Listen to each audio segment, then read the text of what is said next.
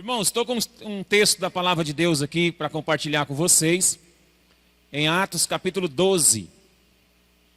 Atos, capítulo de número 12.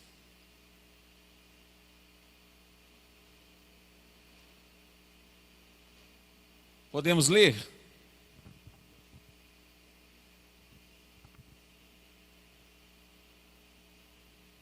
A igreja não para, amém, irmão? A igreja do Senhor está viva, está atuante, mais do que nunca. Vamos pensar um pouco sobre esse texto, o que fazer em tempos difíceis. Vamos ler o texto. Atos capítulo 12. Por aquele tempo, mandou o rei Herodes prender alguns da igreja para maltratar, fazendo passar ao fio da espada Tiago, irmão de João.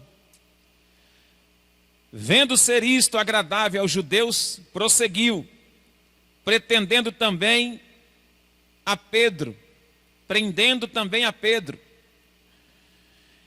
E eram os dias dos pães asmos.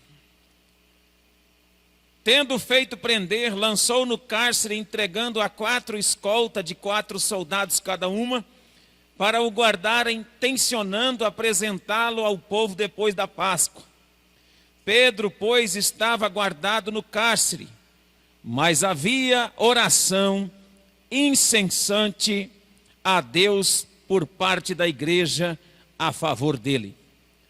Quando Herodes estava para apresentá-lo naquela mesma noite, Pedro dormia entre 2 soldados, acorrentado com 2 cadeias, e sentinela à porta guardavam o cárcere.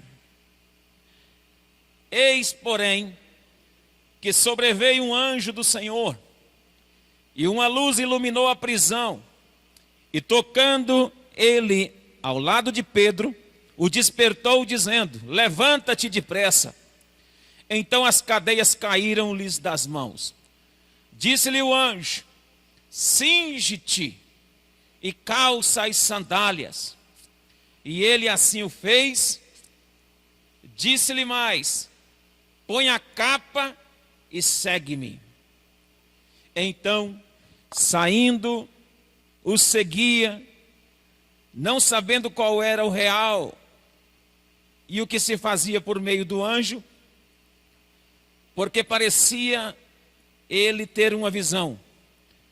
Depois de terem passado a primeira e a segunda sentinela, chegaram ao portão de ferro que dava para a cidade, o qual lhes abriu automaticamente, e saindo enveredaram por uma rua, e logo adiante o anjo se apartou dele.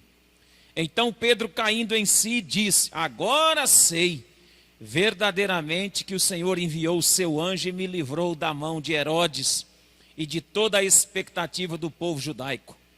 Considerando ele a sua situação, resolveu ir à casa de Maria, mãe de João, cognominado Marcos, onde muitas pessoas estavam congregadas e oravam. Até aí. Irmãos, estamos vivendo tempos difíceis. É sabido de todos vocês. Estamos vivendo um tempo jamais vivido antes na história. Os dias são maus. Os dias são difíceis. E existem situações em que pensamos que não podemos fazer nada mais. Existem situações que diante de nós se apresenta e nós concluímos: é o fim. A conclusão que tiramos diante de circunstâncias é que não tem mais jeito. Nos sentimos imobilizados, paralisados. É a sensação terrível de impotência diante de problemas. Problemas que nós assistimos, problemas que, ao ver, ficamos inertes e não conseguimos resolver. Pedro estava com os pés e as mãos amarrados nessa situação. Pedro estava preso, vigiado por 4 escoltas, de 4 soldados cada um, ou seja, 16 soldados. O homem amarrado, mãos e pés, vigiado por 16 soldados. Essa era a situação de Pedro. Não havia nada que pudesse fazer, tudo já estava preparado. O texto vai dizer, no verso de número 1, que por aquele tempo o rei Herodes mandou prender alguns da igreja para os maltratar. A ideia era de uma perseguição alada ao povo de Deus. A ideia era que Herodes, ele estava perseguindo, mandando matar, e ele estava conseguindo com que a população ficasse a favor dele dentro dessa perseguição. E aí, quando ele desencadeia essa perseguição, começa a matar apóstolos, discípulos, ele começa a ver que as pessoas não rejeitaram essa questão, e ele começou a prender os discípulos, prender os apóstolos, e deixar preso até que se resolvesse matar. A ideia de Herodes era demoníaca, era uma ideia maligna, acentuada, aguda contra o povo de Deus e contra os apóstolos. Herodes prendeu pensando que depois da Páscoa ele ia apresentá-lo para condená-lo, e Pedro estava ali. Eles já tinham condenado Estevão, já tinham condenado Jesus. Havia um vulto grande em volta da igreja, uma nuvem negra perseguindo os primeiros cristãos daqueles primeiros dias. Havia uma cerca, havia uma perseguição terrível em cima do povo de Deus. E eu vejo, irmãos, que a igreja de Jesus está enfrentando um pouco dessas coisas nesse tempo. Os cristãos é um pouco diferente as nossas lutas. As nossas dificuldades de hoje é diferente um pouco, mas nós estamos enfrentando uma série de dificuldades. Vamos enfrentar um pouco mais ainda, vendo que o tempo se aproxima. É necessário então entendermos que em tempos difíceis, Deus age. É no meio dessas perseguições que Deus começa a agir, que Deus começa a fazer coisas.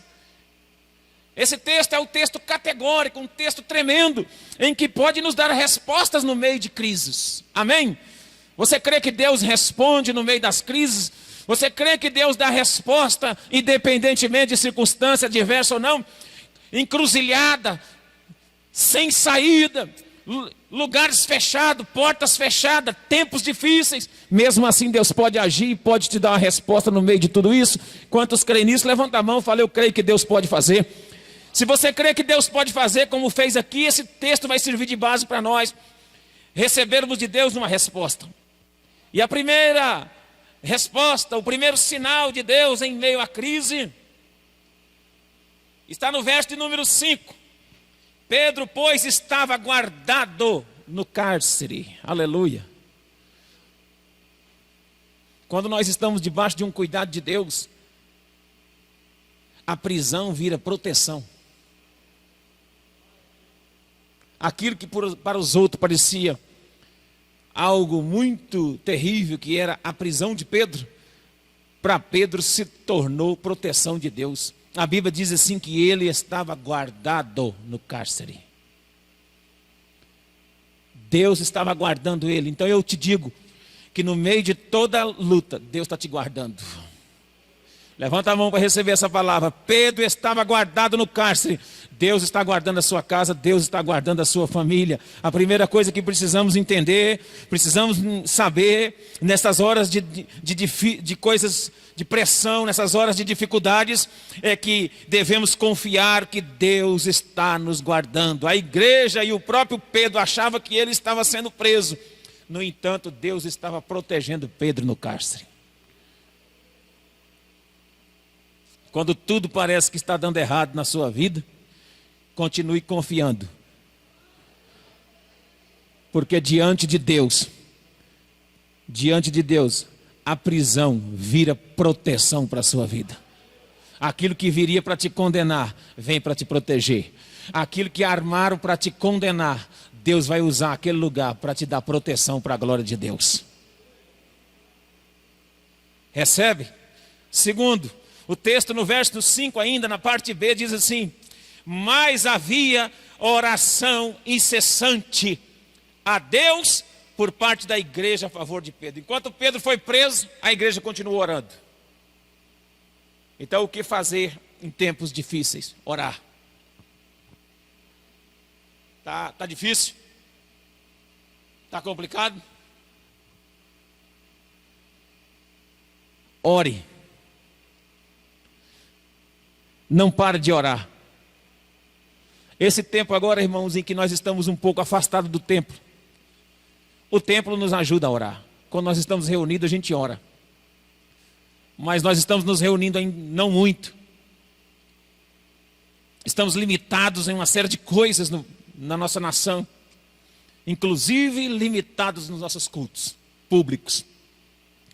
Mas nós não estamos limitados de orar. Ninguém proibiu você de orar. Ninguém proibiu de você fazer uma campanha às 3 horas da manhã na sua casa. Ninguém proibiu de você colocar o despertador para acordar meia-noite. Ninguém proibiu você de orar 3, 4 horas por dia.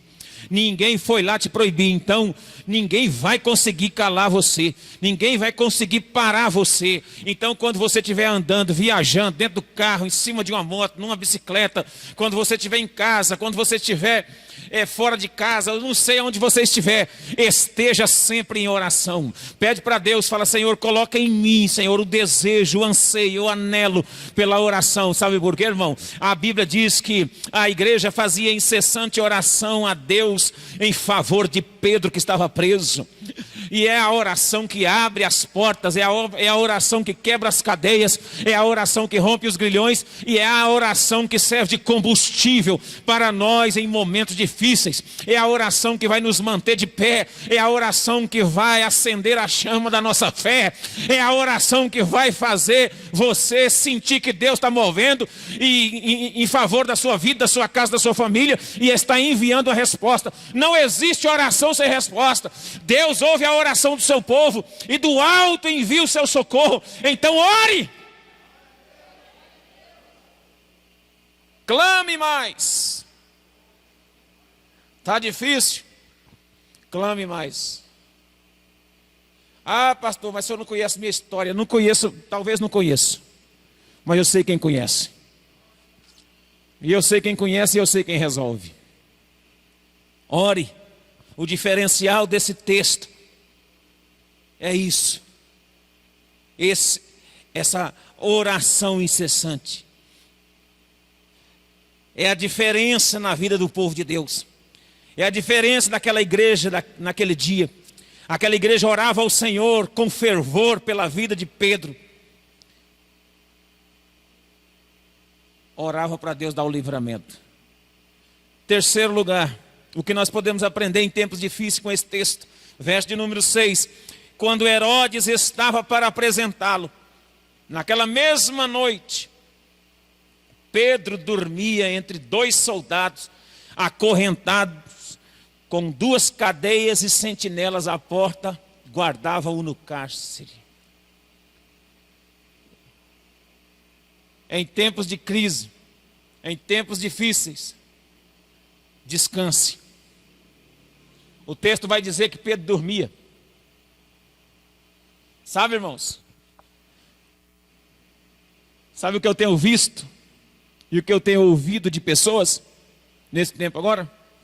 Não tenho conseguido dormir, pastor. Pastor, estou numa luta.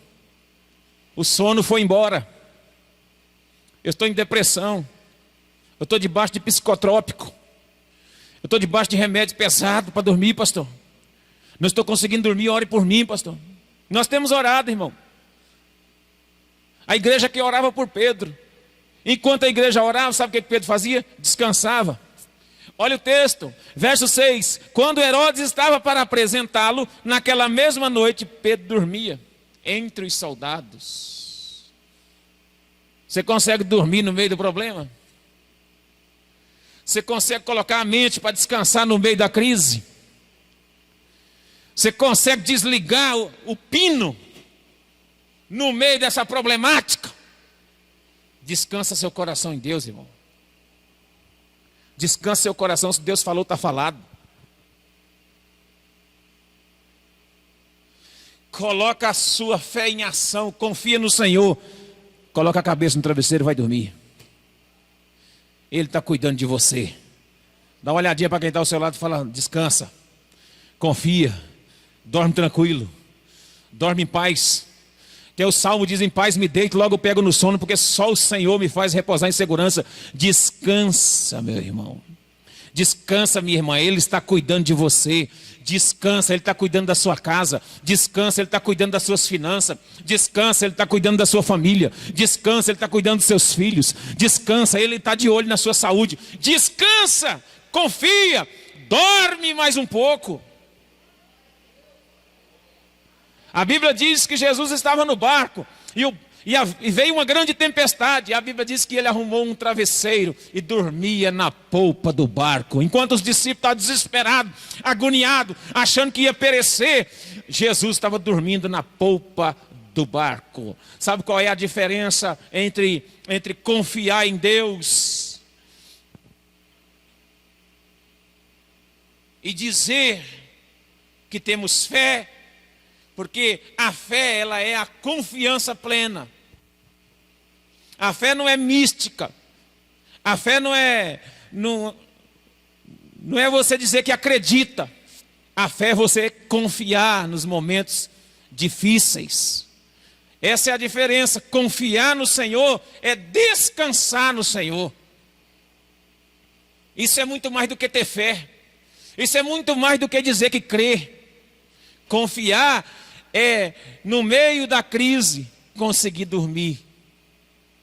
É um desafio muito grande para nós. Mas aqui Pedro nos ensina, através desse texto, que ele dormia no meio de 2 soldados acorrentados com 2 cadeias de sentinela à porta que guardavam o cárcere. A pressão era grande, a opressão era maior, no entanto Pedro dormia, descansava. Descansa a sua vida. Descansa. Deus tem um projeto para a sua vida. Deus tem um plano com você. E enquanto esse plano não cumprir, você não vai morrer. Pedro tinha confiança que Deus tinha um plano. Ninguém vai morrer antes do tempo. Tem uma canção que diz assim: não morrerei enquanto a promessa não se cumpre. Quem tem promessa de Deus não morre não, não desiste não. E tem a fé de Abraão. Não morrerei enquanto a promessa não se cumpre. Quem tem promessa de Deus não morre não, não desiste não. E tem a fé de Abraão. Fique em paz, meu irmão, dá glória a Deus aí, descansa nos braços de Deus. Em quarto lugar, o verso de número 7 diz assim: eis, porém, que sobreveio um anjo do Senhor, e uma luz iluminou a prisão, e tocando ele do lado, o despertou e disse: levanta-te depressa. Sabe o que vai acontecer nos tempos difíceis da sua vida? Deus vai enviar o anjo.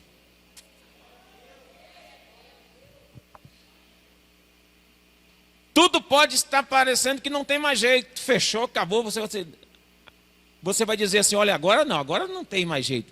Aí parece que não tem mais jeito, mas aí Deus manda o anjo.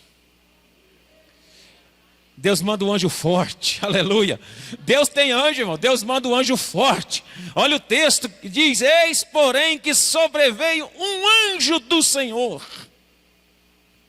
Aqui começamos a ver a ação de Deus nesse texto. Aqui começamos a ver o resultado da oração, o resultado de descansar no Senhor, o resultado de estar guardado, confiados no Senhor. Começamos a ver a ação do céu em nosso favor quando nós não conseguimos agir mais.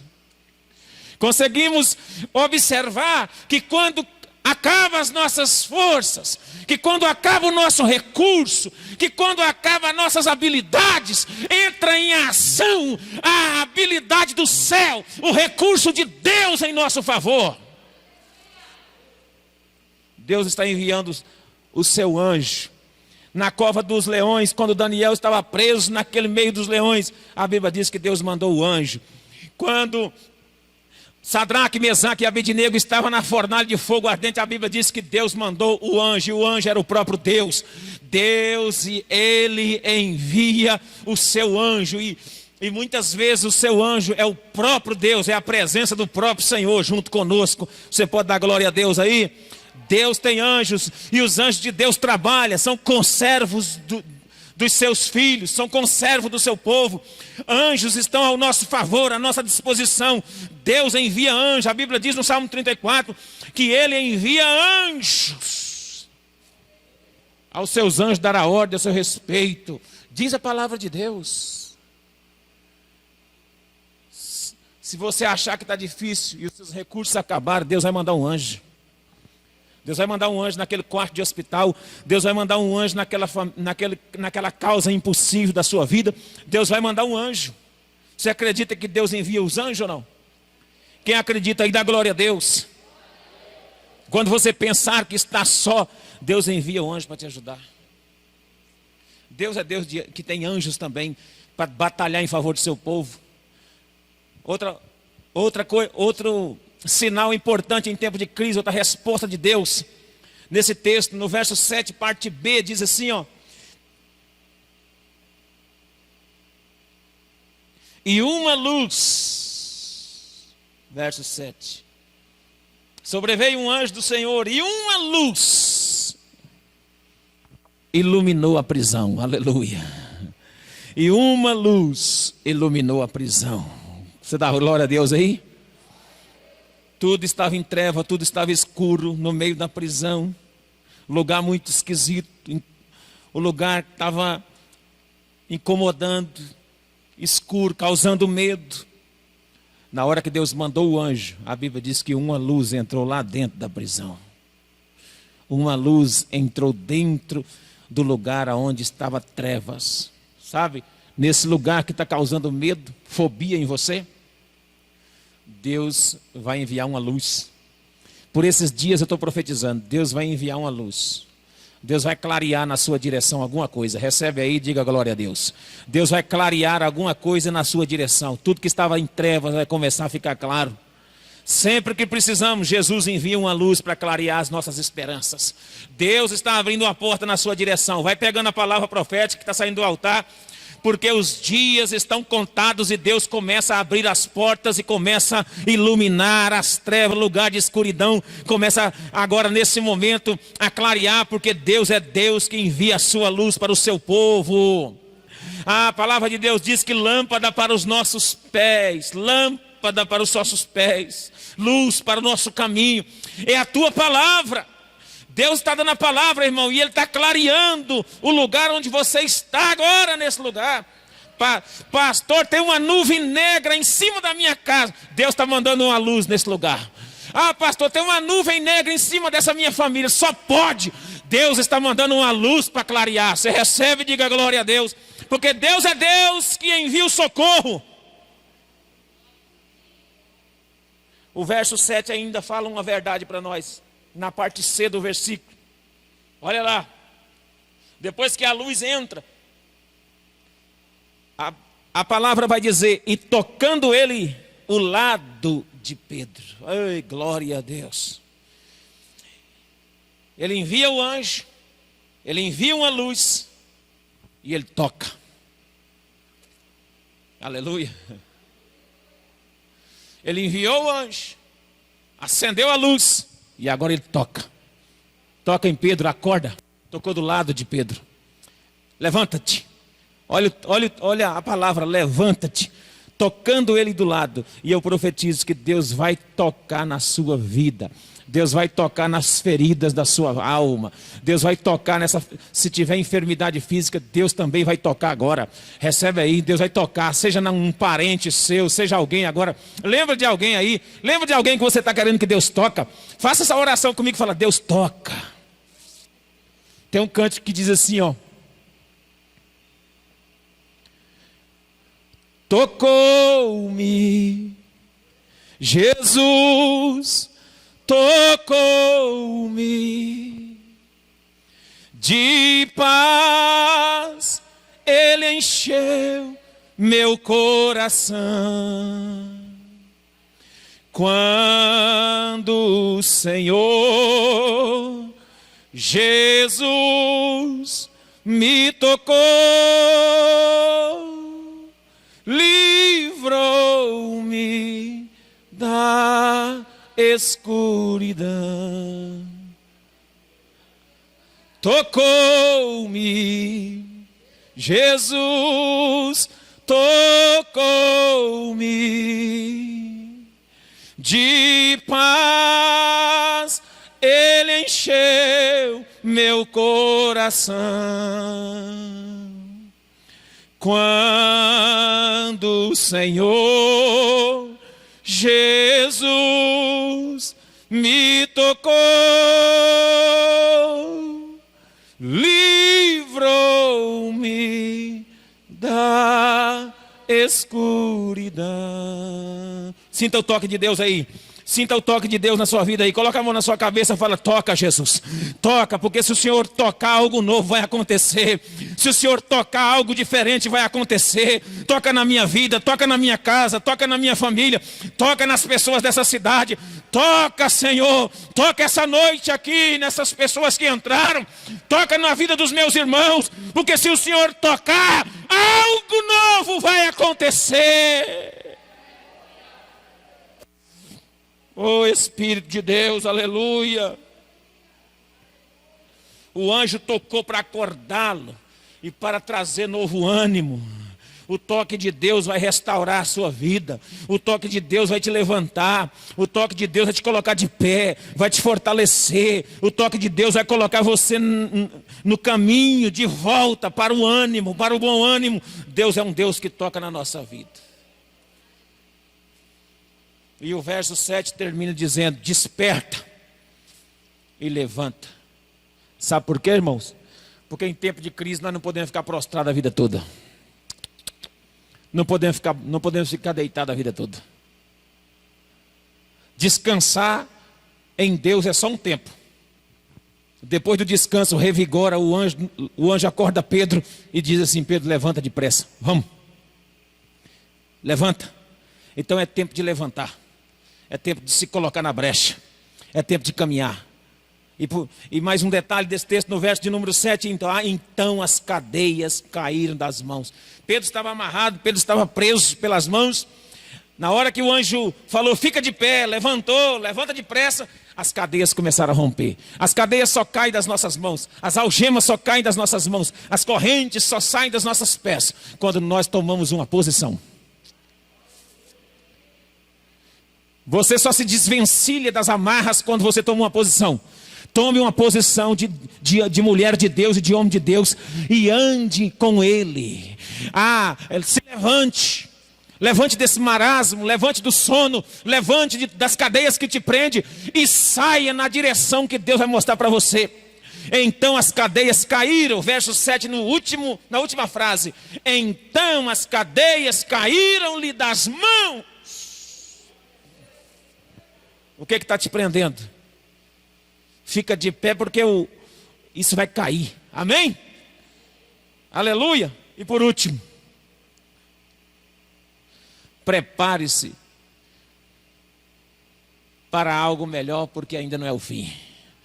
Veja bem o texto, ao verso de número 8 vai dizer assim: disse-lhe o anjo, cinge-te, ou seja, coloca o teu cinto, arruma, calça, sandália. E ele assim o fez. E disse mais: põe a capa e segue-me. Aleluia. Tem coisa boa chegando. Tem coisa boa chegando. Tem coisa boa chegando. Siga em frente, verso 9. Diz assim: segue-me. Então saindo ele seguia, não sabendo que era real. Ele estava pensando que era um sonho, que era uma visão que ele estava tendo. Até passar pela segunda sentinela.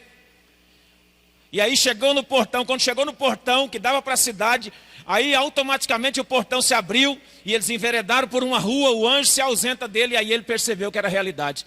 Sabe por quê? Porque Deus, quando nos liberta, nós ficamos como quem sonha. A nossa boca se encheu de riso e de cântico de louvor. A Bíblia diz que aquele que sai andando, chorando enquanto semeia, voltará com júbilo, trazendo os seus feixes. Deus é Deus de vitória. Tem coisa boa chegando ainda para você. Ainda não é o fim não, irmão.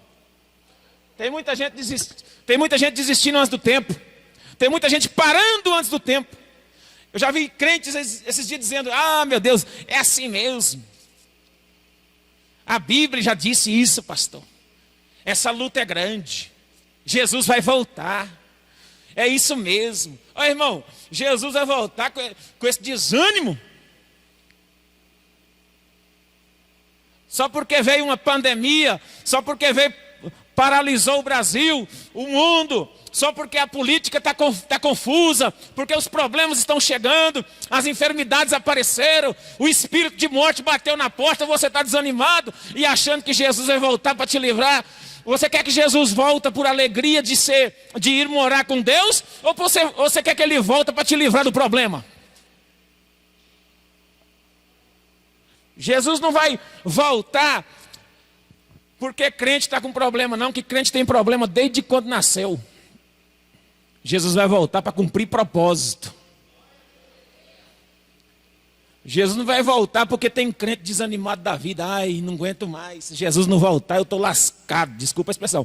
Se Jesus não voltar, Maranata, a hora vem Jesus, não sei o que, não sei o que. Não, Jesus não vai voltar por causa disso aí, não. Tem muita gente nessa mesma situação. Jesus vai voltar para cumprir o propósito de Deus e o propósito da palavra. Jesus não volta porque crente está em luta, não.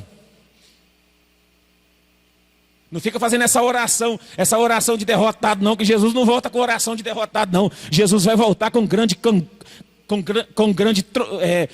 barulho de trombeta. Jesus vai voltar para buscar sua noiva. E uma noiva não espera Jesus bem assim, não. Ó. Ai, tudo desconjuntada. O dia que a noiva vai para o casamento, que ela fica lá no salão, ela fica toda chique, e marra tudo, coloca aquele negócio no cabelo, e faz cachinho, e faz maquiagem, e faz a pele, e faz a unha, e fica linda para o noivo. Agora tem uns crentes aí que é a noiva de Cristo, está falando meio assim: volta Jesus, volta Jesus. Volta Jesus, senão eu estou enrolado, senão não dou conta nem de Jesus. Qual é o noivo que vai querer uma noiva tudo desconjuntada? Qual é o noivo que vai querer uma noiva tudo calambriando? Se Jesus não vem, eu não vou, eu estou na gata, eu estou assim na massa. Jesus não vai buscar noiva assim não, Jesus vai buscar uma noiva cheia do poder do Espírito Santo, bem vestida, alinhada, arrumada. Oh, aleluia, esperando o noivo com alegria, aleluia. Então, irmão, tem coisa boa chegando, siga em frente. Pedro saiu da prisão, o anjo conduziu, ele passou por uma quadra, chegou na casa lá onde as irmãs e os irmãos da igreja estavam orando. Chegou lá, os irmãos viram o resultado da oração. Em tempo de crise tem como sair da crise, Deus nos tira de lá. Siga em frente, continue firme, Deus abre as portas. O verso de número 11, depois de terem passado a primeira e a segunda sentinela, chegaram ao portão de ferro que dava para a cidade, o qual lhes abriu automaticamente, saindo enveredaram por rua fora, e logo o anjo se ausentou dele. E o verso 12, considerando ele a sua situação, resolveu ir para a casa de Maria, mãe de João, cognominado Marcos. Foi para um lugar de descanso, um lugar certo, aonde fugiu da perseguição dos soldados de Herodes. Tem coisa boa chegando. Amém.